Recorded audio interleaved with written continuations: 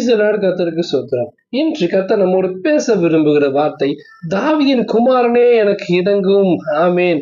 வேதத்துல 2 கூட்டங்கள் இருந்தாங்க. இயேசு கிறிஸ்து நடந்து வரதை பார்த்து தாவீதின் குமாரனே எனக்கு இறங்கும்னு சொல்லி கூப்பிடுறாங்க.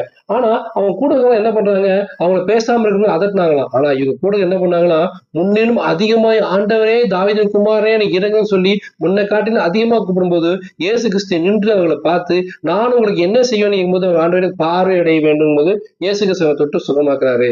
அவங்க பின்னாடி செலுத்துறாங்க. இன்னைக்கு கர்த்தர் அந்த விஷயம் தான் கூட பேசிக் கொண்டிருக்காரு. இத்தனை நாட்களாக, இத்தனை வருடங்களாக இயேசு கிறிஸ்துவ கர்த்தர் நம்ம அநேக குறைகள், அநேக வேண்டுதல் வச்சுக்கலாம், அநேக பிரேயர் ரிக்வெஸ்ட் இருக்கலாம். ஆனா நம்ம எதுவுமே வாழ்க்கையில் நடக்காம கூட இருக்கலாம். நம்ம கூட பார்த்து நீ ஜெபம் பண்ணி என்ன பிரயோஜனம், சர்ச்சுக்கு போய் என்ன பிரயோஜனம், என்ன பெருசா வாழ்ந்துட்ட, எப்பவும் போல நீ தான் இருக்க, என்ன கடந்து தான் இருக்க, என்ன வியாதி தான் இருக்க, என்ன தோத்து போய் தான் இருக்க, உன் நிலைமை மாறலையான்னு சொல்லி அநேக பேர் நம்ம அவிசுவாசப்படுத்தலாம். ஆனா நீங்க சோர்ந்து போகாதீங்க. இந்த வருஷத்துல 2026ல இன்னும் அதிகமா கர்த்தரை தேடுங்க. இன்னும் அந்த கூடல போல இன்னும் அதிகமா கர்த்தரை தேடுங்க. அதிகமா கர்த்தரை கூப்பிடுங்க. அவர் சமூகத்துல தியானிங்க, வேதத்தை தியானிங்க. கர்த்தர் சமூகத்தை அதிகமா நீங்க நேரத்தை செலவழிச்சு அவர்கிட்ட ஜெபத்துல பிரேயர்ல நீங்க ரிக்வெஸ்ட் வைக்கும்போது நிச்சயமா தாவீதின் குமாரன் உங்களுக்கு இறங்குவாரு. உங்களுக்கு கண்களை பார்வையடைய செய்வாரு. அவர் கூடலுக்கு பார்வையிடுந்தாங்க. இன்னைக்கு கர்த்தர் உங்களுக்கு மறைவா வைத்திருக்க ஆசீர்வாதங்கள், உங்க கண்களுக்கு அநேக ஆசீர்வாதங்கள் மறைவா வைக்கப்பட்டிருக்குது.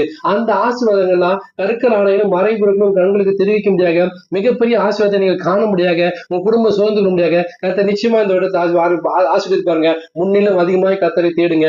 முன்னிலும் அதிகமாக கர்த்தரை கூப்பிடுங்க. முன்னிலும் அதிகமாக கர்த்தர் சமூகத்துல காத்துருங்க. முன்னிலும் அதிகமாக கர்த்தர் வேதத்தை தியானிங்க. கர்த்தர் நிச்சயமா ஆசீர்வதிப்பாரு. அது மட்டும் இல்லாம அந்த கடைசி வருஷம் எப்படி முடியும்னா, அவருக்கு பின் சென்றார்கள். கண்டிப்பா நிச்சயமா அந்த வருஷத்துக்கு கர்த்தர் ஆசீர்வதிப்பாரு. அந்த ஆசீர்வாதத்தோட நீங்க என்ன பண்ணணும், கர்த்தருக்கு பின் சென்று ஊழியத்தை செய்யணும். அவர் ஆசீர்வாதத்தை பெற்று நம்ம என்ன பண்ணணும், சாட்சியா நிக்கணும். அவர் நாமத்தை பிரஸ்தாபப்படுத்தணும். அவர் கண்டு வழியத்தை ஆயத்தம் பண்ணணும். சுவிசேஷம் அறிவிக்கணும். கர்த்தர் இயேசு நேசிக்கிறான்னு சொல்லி அநேகருக்கு கர்த்தருடைய செய்தியை சுவிசேஷமா அறிவிக்கணும். அப்படி செஞ்சீங்கன்னா நிச்சயமா கர்த்தர் ஆசீர்வதிப்பாங்க. தாவீதின் குமாரனே எனக்கு இறங்குன்னு சொல்லி கூப்பிட்டு அந்த கூடலுக்கு இறங்கின தேவன் நிச்சயமா உங்களுக்கு இறங்குவாரு. கர்த்தர் நோக்கி கூப்பிடுங்க. முன்னிலும் அதிகமாக தேடுங்க. கர்த்தர் நிச்சயமா இதுவரை காணாத ஆசீர்வாதங்களை காணும்படி நிச்சயமா ஆசீர்வதிப்பார். Amen. God bless you.